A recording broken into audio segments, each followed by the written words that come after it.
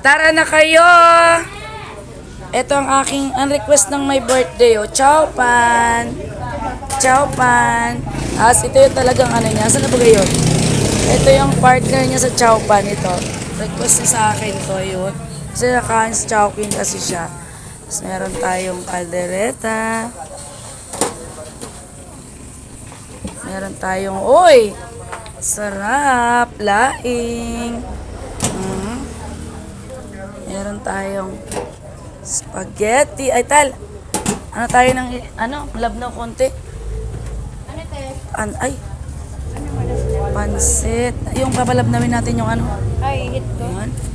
Ay, yung my birthday. May hi ka naman. Hi! Ganda!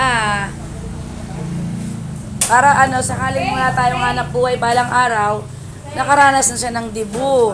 Kasi di natin masabi ang panahon. Mamaya hindi na malakas ang ating kantin, hindi na malakas ang ating barbecue, hindi na rin malakas si ina, makaranas na siya ng dibu. At ang tita galing Cavite pa, ay talaga. Ang mga tito nandun na. Tapos ang mga madam, may bisita ko. Yung mga madam. Ayun. Sige na yan. Bigay ni ma'am. Ni ma'am dito. Una, i-set up mo na yung Ay, may nagregalo si ma'am, ang may-ari ng aming inuupahang palasyo. Diba? Thank you po. Asan yung cake mo? Naklabas mo na. Patingin yung cake mo. Meron siya sariling cake. Relax lang kayo mga madam.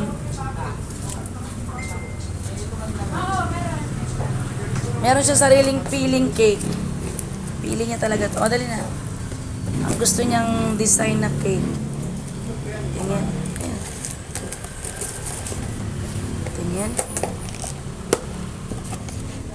Charan! Ganda! Maliit pero alam na. Ay, nataob! Kay Tito. Si Tito marunong. Tito mo, Roberto. Baka mataob. Tito, pakilagay daw. Ang ganda naman na pili niya. Gusto namin yung isang ganun malaki para marami kakain. Sabi niya, basta gusto daw may flower. Ayan. Diba? Lagyan mo isa na. Mga langaw, wag kayo dito. Doon kayo sa gulayan kasi open. Nakita niyo naman, nakatakip tong aming pagkain. Wag kayo dito. Diba? Dapat kinakausap din daw yung mga ganon. Ako kasi kumakausap ako ng Jayom. Ayun. Isang baso lang, tal. Kasi ng lasa niyan. Opo. Yan. Ay! Saan yung banto? Doon. Ayan, tara na kayo. Tara na. Pagsalo-saluhan natin ang munting handa ng aming maldita.